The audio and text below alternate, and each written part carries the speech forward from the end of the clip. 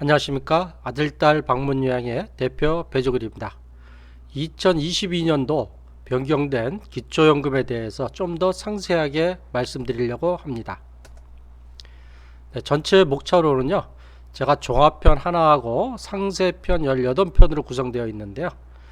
이 목차들을 바로 보시려면요, 화면 아래에 고정 댓글에 있는 바로가기 링크를 이용하시면 편리하겠습니다.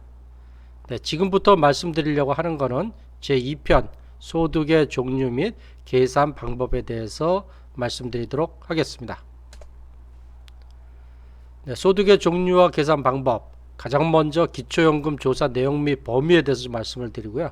소득의 종류, 근로소득, 공적 이전소득, 임대소득, 기태사업소득, 이자소득, 연금소득, 무료임차소득, 소득의 범위에 속하지 않은 소득도 있고요.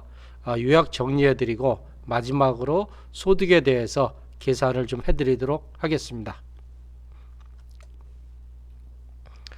먼저 상세한 내용에 좀 들어가기 전에 기초연금의 조사 내용 및 범위에 대해서 좀 말씀을 드리도록 하겠습니다. 지금부터 좀 상세하게 설명을 드리는데 왜 이런 얘기를 하는지, 전체적인 범위는 어떻게 되는지를 좀 알고 가시는 게 좋을 것 같아서 준비를 좀 했습니다.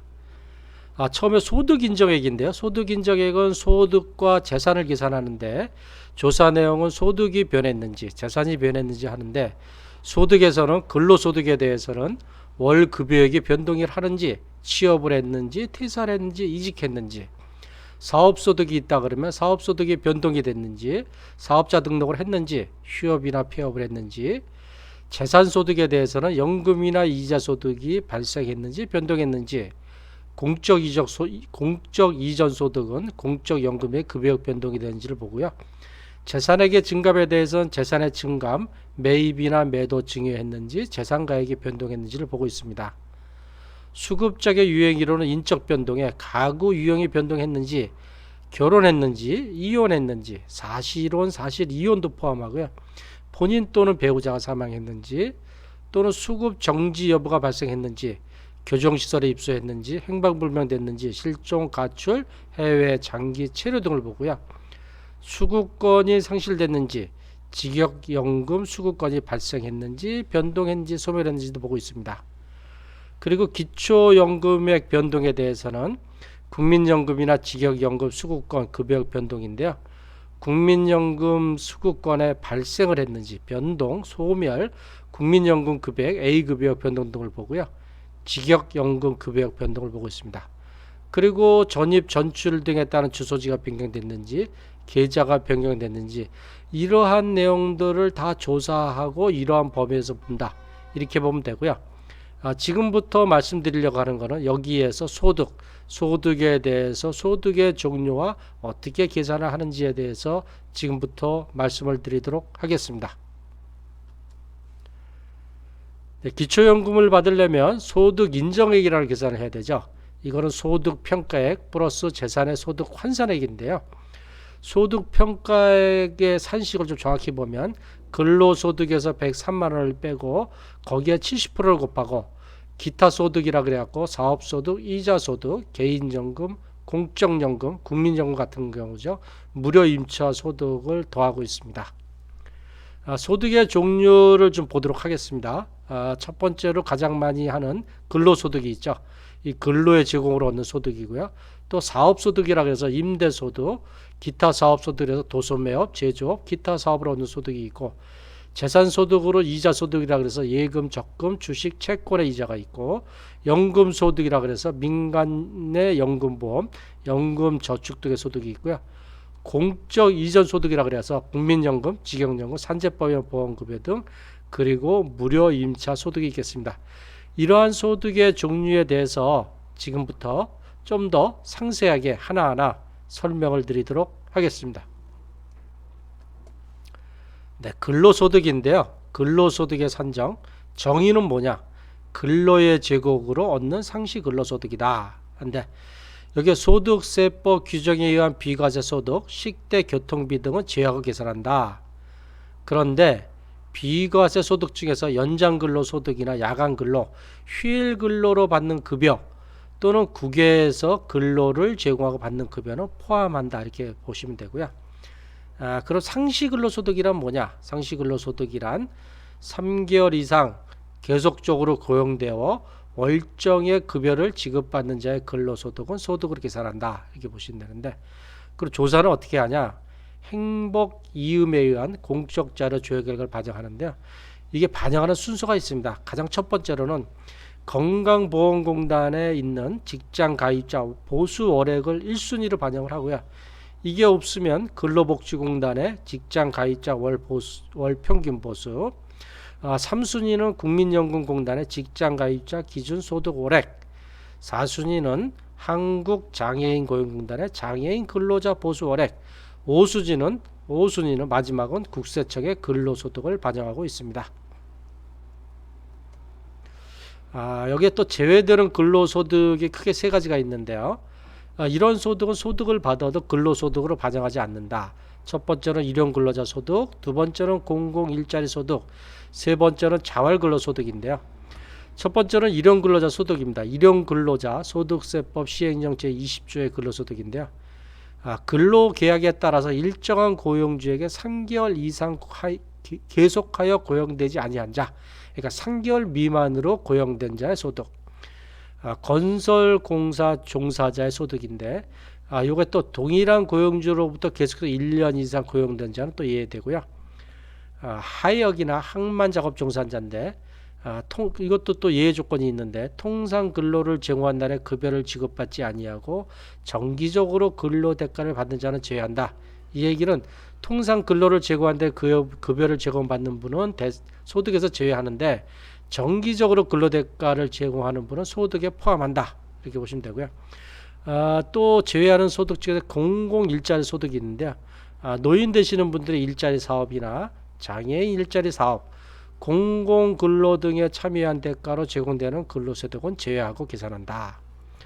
세 번째는 자활근로소득이 있는데요. 자활근로, 자활공공근로, 자활공동체사업, 적응훈련, 직업훈련 등 자활급여의 일환으로 사업에 참여하여 근로를 제공받는 급여 및 수당은 역시 제외된다고 보시면 되겠습니다. 네, 이걸 또 근로 형태에 따라서 따른 근로소득 반영 여부를 표로 좀 보려고 하는데요. 근로계약에 따라 일정한 고용주에게 3개월 이상 계속 고용되면 근로소득 포함되고, 건설공사 종사자로 동일한 고용주에게 1년 이상 계속 고용되면 근로소득에 포함을 시키고, 하역 항만 작업 종사자로 정기적으로 근로대가를 받으면 근로조건에 포함시킨다. 근로소득에 포함시킨다 이렇게 보시면 되고, 근로계약에 따라 일정한 고용자 3개월 미만 고용하시면 소득이 있어도 근로소득에 포함되지 않고 제외시킨다. 건설공사 종사자로 동일한 고용주에게 1년 미만 고용이 되면 근로소득에 반영하지 않는다. 하역 항만 작업 종사자로 근로를 제공한 날에 근로를 지급받으면 역시 근로소득에 포함되지 않는다. 이렇게 보시면 되겠습니다. 근로소득을 한번 산정을 해볼까요? 근로소득의 산정 방식은, 근로소득은 상시 근로소득에서 103만원을 빼고 거기에 0.7%, 70%만 계산하는데요. 단독국 가구의 산정을 보면, 만약에 상시 근로소득이 200만원이다. 그럼 200만원 빼기 103만원 하면 97만원이죠. 97만원 곱하기 0.7 하면 67만 9천원만 소득 인정액으로 계산한다는 거고요. 상시 근로소득이 만약에 한 달에 80만원이에요. 그럼 80만원 빼기 103만원 마이너스 23만원 곱하기 0.7 해갖고 계산하는 거 아니냐? 그렇지 않습니다. 요게 계산해서 마이너스 값이면 0으로 해서 그냥 0원으로 계산한다. 부부 가구인 경우는 상시 근로소득이 남편이 200만원 받으시고 부인이 150만원 받으면 각각 계산합니다.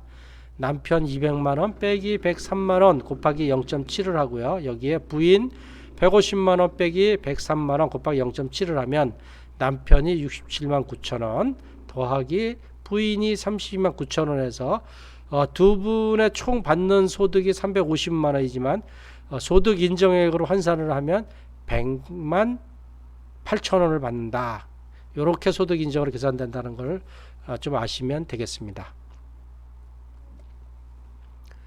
요거를 단독가구 근로소득 계산을 제가 좀 여러 가지로 계산을 표로 만들어 봤는데요.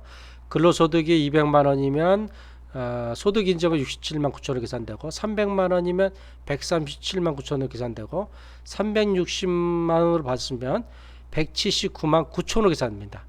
단독 가구의 선정 기준액이 180만 원이니까 360만 원까지가 최대 한도다. 단독 가구에 그렇게 보시면 되고요. 부부 가구인 경우는 남편이 200만 원, 부인이 150만 원, 350만 원을 받으면 소득 인정 산정으로 100만 8천 원 계산되고요. 남편만 514만 원 받고 부인이 안 받으시면 합계가 514만 원으로 소득 인정액으로 산정하면 287만 7천 원을 받으시고요. 남편이 317만 원, 부인이 300만 원 받아서 총 합계가 617만 원이신 분을 소득 인정을 산정하면 287만 7천 원이 된다. 그래서 부부가구 선정 기준액이 288만 원이니까 남편 한 분만 받으면 514만 원까지도 기초 연금을 받을 수 있고, 남편하고 부인이 같이 소득이 있어도 합계 617만 원까지도 소득 인정에 288만 원 이내니까 기초연금을 받을 수 있다. 이렇게 보시면 되고요. 남편이 350만 원, 부인이 330만 원, 680만 원을 받으면 소득 인정액으로 331만 8천 원 계산되니까 부부가구 선정 기준액을 초과해서 기초연금을 받을 수 없다. 이렇게 보시면 되겠습니다. 그리고 여기서 근무를 하시다가 퇴직하셨어요. 그래서 근로소득이 없는 경우에는 바로 기초연금을 재신청해서 기초연금을 받으시면 되겠습니다. 만약에 2021년 12월까지 근무를 해서 근로소득이 300만 원 있었어요. 300만 원 있었는데 12월 말일날 퇴사를 했어요.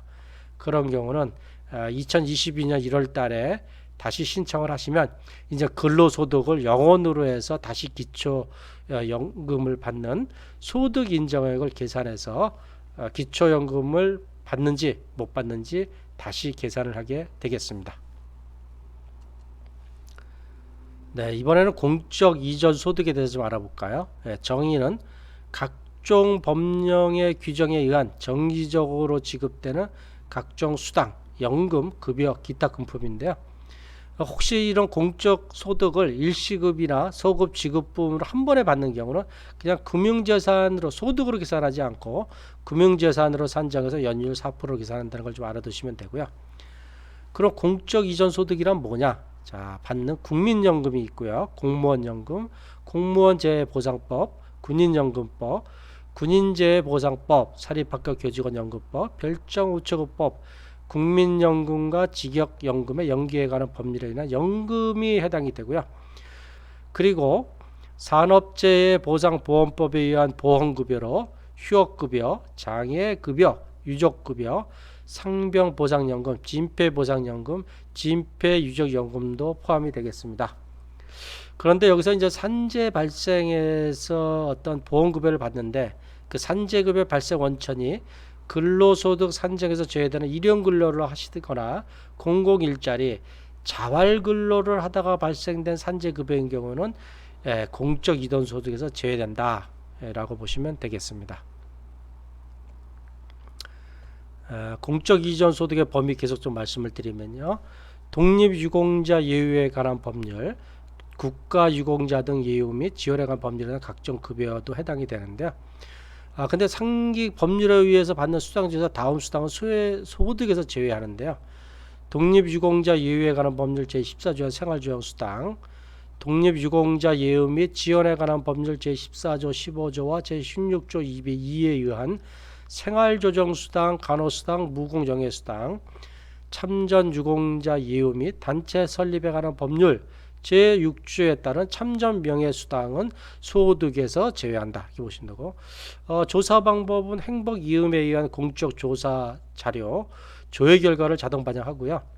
어떻게 산정하냐 하면 연간 공적 이전 소득이 600만 원이다. 그러면 연간이니까 600만 원 나누기 12개월 해갖고 월 소득으로 환산해서 50만 원으로 계산하게 되겠습니다.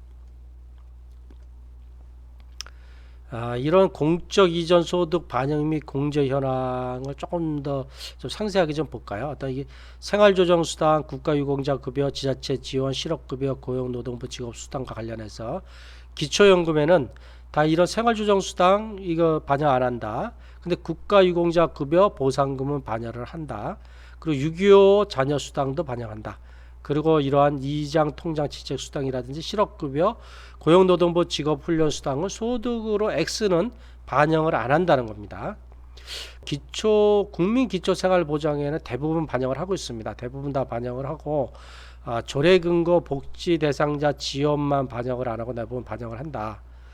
이장 통장 지책 수당이 기초연금은 반영을 안 하는데 국민기초생활보장에 따른 급여를 산정할 때 그때 소득 인정을 계산할 때는 반영이 된다고 보시면 되고요. 실업급여도 기초연금은 반영 안 하는데 국민기초생활보장은 반영을 한다. 그리고 이런 생활조정수당에 반영을 하는데 또 공제도 한다. 이렇게 좀 알아두시면 좋을 것 같습니다. 네 번째로는 임대소득의 산정인데요. 임대소득이란 뭐냐? 부동산이나 동산의 권리, 그 밖에 자산을 대여로 발생하는 소득인데요. 조사 방법은 행복이음을 통해 조회되는 국세청 임대소득을 우선 반영하는데요. 어떻게 산정하느냐? 주택 임대소득이 있고요. 국세청 의무신고 대상이 아닌 경우, 이런 분이라는 게 어떤 분이냐면 기준시가 9억 원 이하의 한 개의 주택을 소유하는 자의 주택임대소득에는 계약서상 임대수입 합계액에 임대소득 단순 경비를 정해서 임대소득을 결정하고요. 그리고 임대사업자인 경우는 국세청 임대소득에 임대소득 단순 경비를 정해서 임대소득을 산정하고 있습니다. 그럼 어떻게 산정하느냐? 임대소득 어떻게 산정하느냐? 임대소득에서 여기에 말씀드린 이런 산정 기준에 의해서 단순 경비율 42.6%를 제외 계산한다. 그럼 요거를 갖다 산정을 한번 해볼까요? 만약에 연간 임대 수입이 1,000만 원이다 하시면 1,000만 원에서 단순 경비율 42.6%를 뺀 426만 원을 빼면 574만 원이 연간 임대 소득이고요. 요거를 나누기 12개월을 해서 하면은 월 소득 인정액이 48만 8,300원으로 계산한다. 그러니까 연간 임대 수입이 1,000만 원이신 분은 월 소득 인정액으로 48만 8,300원으로 계산한다. 이렇게 보시면 되겠습니다. 다음은 이제 기타 사업소득인데요. 정의는 소득세법 제19조에 따른 도매업이나 소매업, 제조업이나 기타 사업에서 얻는 소득인데요. 역시 조사 방법은 행복이음을 통해 조회되는 국세청 종합소득 자료 중에 사업소득 금액을 갖고 조사를 합니다. 산정 방법을 좀 보면 첫 번째로는 복수 사업장의 결손 발생 시 적용 기준인데요. 만약에 사업장이 하나면 거기 사업장에서 나오는 어떤 소득을 갖다가 계산하면 되는데 만약 복수 사업장이다 그러면 두 군데다 이렇게 하는 데에 결손이 발생할 때 어떻게 적용하느냐? 발생한 손실을 그대로 반영하여 각 사업장의 소득을 합산해서 반영한다. 만약에 A 사업장에서는 8천만 원의 소득이 났는데 B 사업장에서는 6천만 원의 적자가 났다. 그럼 8천만 원 빼기 6천만 원에서 2천만 원만 소득을 계산한다. 이렇게 보고요. 근데 만약에 사업소득의 총합이 마이너스가 된 경우 0원으로 계산한다. A 사업장에서는 8천만 원 소득이 나는데 B 사업장에서는 만약 1억이 적자가 났어요. 그러면 소득이 마이너스 2천만 원을 계산하는 게 아니고 이렇게 해서 마이너스 나면은 그냥 0원으로 계산한다는 거고요. 두 번째로는 인적 용역 제공 사업자인 경우가 있거든요. 뭐 서적 판매 이렇게 예를 들었는데 이런 경우는 단순 경비율을 적용해서 소득금액을 적용한다. 어떤 기준이냐 하면은 수익 금액의 4천만 원까지는 기본율이라고 있고요. 기본율을 적용하고 4천만 원을 초과하는 금액에 대해서는 초과율을 적용해서 계산한다. 어떻게 하는지 서적 판매원의 예를 들어서 좀 계산해 볼까요? 이분이 연간 수입이 4,500만 원이에요. 이분의 서적 판매원의 경우는 기본율이 75%고 초과율이 65%예요. 요거는 인적 용역 제공 사업자마다 다 다르기 때문에 이 표를 좀 보셔야 됩니다. 이분 같은 경우는 4천만 원은 기본율을 적용한다. 자, 4천만 원까지는 4천만 원 곱하기 75% 기본율을 한 거를 갖다 빼주고 4천만 원이 초과하는 500만 원에 대해서는 500만 원 곱하기 초과율을 계산하면 이렇게 해서 계산하면 1175만이 연간 소득으로 계산이 된다. 그리고 요 연간 소득 1175만 원 나누기 12 한 금액이 월 소득 인정액으로 반영이 되겠습니다. 네, 다음은 이제 이자 소득이 있는 경우인데요. 이자 소득이라 뭐냐? 예금이나 적금, 주식, 채권 등의 이자 또는 배당 또는 할인에 의해 발생한 소득인데요. 이 조사는 행복 이음을 통해 조회되는 금융정보나 국세청 종합소득 자료를 적용합니다. 여기서 또 한 가지 좀 아셔야 될 거는 이자 소득에 대해서는 공제금액이 있는데요. 이자 소득이 있는 경우에 그 소득에서 월 4만 원을 소득 산정에서 제외하고 있습니다. 근데 만약에 이자 소득에서 월 4만 원을 차감한 금액이 0보다 작은 경우 0으로 반영한다. 이 얘기는 뭐냐면 이자 소득이 2만 원이에요. 2만 원 빼기 4만 원을 하면 마이너스 2만 원인데 그런 경우에 0으로 계산한다 이렇게 보시면 되고요. 산정을 좀 하면 연간 이자 소득이 120만 원이에요. 그럼 120만 원을 12개월로 나누면 월 이자가 10만 원인데 이자 소득에 대해서는 월 4만 원을 공제해 주지 않습니까? 10만 원 빼기 4만 원에서 6만 원입니다. 이런 경우에 월 소득으로는 4만 원으로 계산한다. 이렇게 보시면 되겠습니다. 다음은 이제 연금소득인데 이 연금소득은 민간연금소득입니다. 국민연금이나 사학연금 이런 것들이 아니고 민간으로 개인적으로 들어 연금보험이나 연금저축으로부터 정기적으로 발생한 소득인데요. 이 조사본부가 행복 이음을 통해 줘야 되는 금융정보 결과를 반영하고 만약에 연간 1회나 2회 수령하는 경우는 월할에서 월간 소득으로 산정한다. 만약에 연간 총 수령이 6개월 단위로 받거나 12개월 단위로 받는 경우는 6개월이나 또는 12개월로 분할해서 월간으로 계산한다. 계산을 좀 해볼까요? 연간 소득 금액이 120만 원이에요. 그러면 연간 120만 원 받는 거 12개월로 나눠서 10만 원. 월 소득 인정액은 10만 원으로 계산한다. 이렇게 보시면 되고.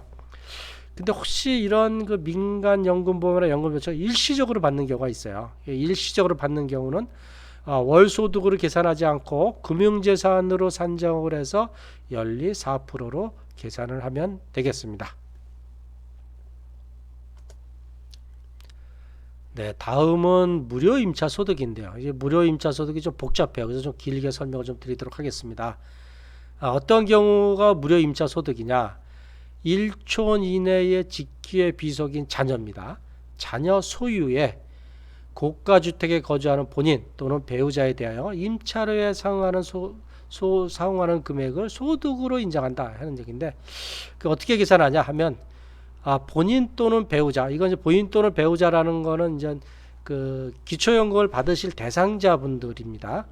본인 또는 그 배우자의 주민등록상 주소지입니다. 주소지의 주택이 1촌 이내인 직계비속인 자녀 명의의 시가 표준의 6억 원 이상의 주택인 가구에 거주하면 무료 임차 소득으로 계산한다는 거고요. 이 적용 기준은 뭐냐면 첫 번째 거주 기준입니다. 부부 가구의 경우 부부 2인 중 한 명이라도 시가 표준의 6억 원 이상의 자녀 소유의 주택에 거주하는 경우입니다. 65세 미만도 역시 동일하게 적용을 하고요. 소유 기준이란 뭐냐면 1촌 이내의 자녀 비속인 자녀가 소유해야 되는데 자녀가 제3자의 해당 주택을 공동으로 소유하고 있는 경우도 시가 표준의 6억을 초과하면 대상으로 포함이 되고요. 무료 임차 소득을 결정 시에는 그 지분율만큼만 반영하고 있다. 자녀 혼자 갖고 있는 경우 100% 다 반영을 하는데 자녀와 제3자가 50%씩 반영한다. 그러면 그 지분율만큼만 무료 임차 소득을 50%만 반영한다. 네, 이렇게 보시면 되겠습니다. 자, 그러면 이런 무료 임차 소득을 한번 산정을 해볼까요? 산정 방식은 뭐냐면 해당 주택의 시가 표준액의 연 0.78%를 무료 임차 소득으로 부과하고 아까 말씀드린 것처럼 공동 소유의 경우는 지분율만큼 반영한다. 그 무료 임차 소득 어떻게 계산하냐? 자녀 소유의 시가 표준에 곱하기 0.78%를 한 거가 연간 금액이니까 나누기 12개월을 한다. 근데 이걸 금액별 무료 임차 소득을 계산하는 게 있는데요. 주택 시가 표준액입니다. 이 시가 표준액이라는 건 뭐냐면 공시지가입니다. 공시지가로 계산해서 6억 원의 자택에 소유하면 무료 임차 소득은 39만 원, 8억 원은 52만 원, 10억 원은 65만 원을 소득으로 계산하고 20억 원의 주택에 거주하시면 130만 원을 계산한다고 합니다. 조사 방법은 어떻게 하냐? 본인 또는 소유자 소유 또는 전월세 임차 계획 중 어느 하나에 해당하지 않는 주택 무료 임차인 경우는 주택 소유주를 확인해서 자녀 소유 여부를 파악한다. 이렇게 보시면 됩니다. 무료 임차 소득 반영 기준의 징구 서류인데요. 무료 임대로 거주 중인 경우는 사용대차 확인서를 징구를 하고요. 무료 임차 소득 반영 여부를 확인해 자녀 소유 여부 및 시가 표준액 등을 갖다 확인한다. 자, 어떻게 보냐면 이제 반영을 하냐 안 하냐 하는데 무료 임차 소득을 반영을 하냐 안 하냐 하는 것이 자녀 소유 주택이 6억 이상이면 반영을 하고 6억 이하이면 반영을 안 합니다. 그리고 자녀가 임차한 주택인 경우에도 반영을 안 합니다. 자녀가 임차한 주택이 시가 표준액이 6억이 넘어도 역시 무료 임차소득 반영을 안 하고요. 제3자가 소유한 주택에 거주하고 있어도 역시 무료 임차소득은 반영을 안 합니다. 징구 서류는 뭐냐면 사용대차 확인서, 하여튼 자녀 소유든지 뭐 전세계약서 이런 게 없으면 다 사용대차 확인서를 갖다가 징구한다는 얘기고요. 그 다음에 임대차 계약서, 자녀가 임차한 주택이든지 자녀가 소유한 주택 임대차를 갖다가 계약서를 징구를 하고 부동산 등기부 등본으로 확인한다. 이렇게 보시면 되겠습니다. 네, 9번째는 이제 소득을 받으시는데요. 지금 설명하는 게 쭉 이런 거에 대한 소득은 소득으로 계산을 하지 않습니다. 뭐냐 하면 국민기초생활보장법의 기초생활보장급여를 받으셔도 소득으로 산정을 하지 않고요. 장애인복지법에 의한 장애수당이나 장애아동수당 및 보호수당, 장애인연금법에 의한 장애인수당, 고용보험법의 실업수당, 조세특례제한법의 근로장려금들 다 소득으로 반영하지 않는다. 본인이 해당하는지 한번 좀 보시고요. 고용노동부 직업수당, 훈련수당 같은 경우도 소득으로 반영하지 않는다. 그리고 지자체 조례에 의해 지급되는 각종 수당, 통장, 이장 등의 직책수당이라든지 고령화 관련 수당, 교통수당, 보훈 대상자 추가 지원, 복지 대상 추가 지원 등 이러한 소득은 소득으로 반영하지 않고요. 독립유공자 예우에 관한 법률의 생활지원금 등도 소득으로 반영을 안 한다. 이렇게 보시면 되겠습니다. 네, 많이 좀 복잡하시죠? 10번째로는 요약해서 좀 정리를 해드리는데요. 자, 소득인정액이란 소득평가액 플러스 재단의 소득환산액인데, 소득평가액은 근로소득에서는 103만 원을 빼고 거기에 70%만 계산하고, 기타소득, 사업소득, 이자소득, 개인연금, 공적연금, 국민연금 같은 무료임차소득은 월소득으로 해서 다 100% 반영한다. 자, 근로소득으로 계산할 때는 근로소득만 있으면 단독가구는 360만 원까지, 부부 중 1인만 소득이 있으면 514만 원, 부부 두 분이 다 소득이 있으면 617만 원까지 기초연금 수급이 가능합니다 하는 얘기고요. 임대소득의 경우에는 기본 경비율 42.6%를 공제하고 계산합니다. 판매원 등 인적 용역 제공 사업자는 단순 경비율을 공제하고 계산하니까 이 단순 경비율을 보시고 계산을 하시고요. 이 판매원 같으신 분들 내가 소득이 많다 그래서 포기하지 마십시오. 그리고 이자 소득은 월 4만 원을 공제하고요. 이렇게 계산을 해서 마이너스가 나오면 이렇게 요 안에 이렇게 계산해서 마이너스 나오면 0으로 산정한다. 그리고 소득의 범위에 속하지 않는 소득도 많이 있으니까 잘 보시라는 거고요. 그리고 모든 소득은 월간 소득으로 환산해서 산정한다. 이렇게 좀 잘 기억해 주시면 좋겠습니다. 자, 마지막으로 한 번 더 해볼까요? 소득을 계산한 사례를 좀 보겠습니다. 소득평가의 산식은 이렇게 되고요. 자, 근로소득이 200만 원 받으세요. 그리고 정기적금 이자로 10만 원 받으세요. 개인연금으로 받는 게 월 30만 원 받으시고 국민연금으로 또 50만 원 받으세요. 그리고 자녀가 매달 30만 원씩 용돈을 주는 경우로 한번 계산해 보겠습니다. 자, 여기서 근로소득 200만 원에서 103만 원을 빼고 거기에 70%만 계산하고요. 정기적금 이자 10만원, 여기서 4만원씩 공제한다 그랬죠. 자, 개인연금 30만원 다 계산합니다. 국민연금 50만원 다 계산합니다. 자녀가 주는 30만원은 사적 이전소득이라 그래서 계산 안 합니다. 빼고요. 자, 이렇게 계산하면 이렇게 근로소득 200만원에서 103만원 뺀 70%는 근로소득 67만 9천원이고 정기적금 이자 10만원에서 4만원을 빼니까 6만원, 개인연금 30만원, 국민연금 50만원 하면은 월소득 평가액으로 153만 9천원입니다. 이렇게 다 받으셔도 153만 9천원이기 때문에 2022년 단독가구 소득 인정액이 180만원입니다. 요 이내에 들기 때문에 기초연금 대상이 되신다. 이렇게 보시면 되겠습니다. 자, 두 번째, 앞에서는 단독가구에 대해 설명했는데 두 번째, 자, 부부가구 설명합니다. 소득평가에 남편 것도 빼주고요, 부인 것도 빼주고 나머지 기타 소득을 합산합니다. 남편이 근로소득 300만원 받으시고 부인이 근로소득 80만원 받으세요. 월 임대 수입이 80만원이 있네요. 남편이 국민연금 80만원 받으세요. 자, 남편 근로소득 300만원에서 103만원을 뺀 거에 70%, 부인 근로소득 80만원 빼기 103만원에 70%. 자, 임대 수입 80만원이 있는데 임대 수입은 42.6% 공제하죠. 그리고 국민연금 80만원이 있습니다. 계산해 보면 남편 근로소득은 이렇게 계산한 것이 137만 9천원, 부인은 마이너스가 나오니까 0원.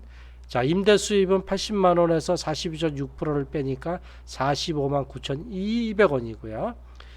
남편 국민연금 80만원을 하면 이렇게 계산하면은 월 소득 평가액이 263만 8천원이 되겠습니다. 네, 2022년 부부가구 소득 인정액이 소득 평가에 대해서 재산의 소득 환산한 것이 288만 원이죠. 그거보다 작은 263만 8천 원이기 때문에 이 부부인 경우에는 기초연금을 받을 수 있다. 이렇게 보시면 되겠습니다. 네, 지금까지 고양과 일산 파주 지역의 노인 장기 요양 전문업체인 아들딸 방문형의 대표 배종일이었습니다. 제 동영상이 도움이 되셨다면 좋아요, 구독, 알림 설정을 부탁드리고요. 기초연금에 대한 상세한 내용은 계속 올릴 테니까 다음 동영상들을 기대해 주시고요. 문의사항은 댓글로 올려주시면 되겠습니다. 네, 항상 건강하고 행복하십시오. 감사합니다.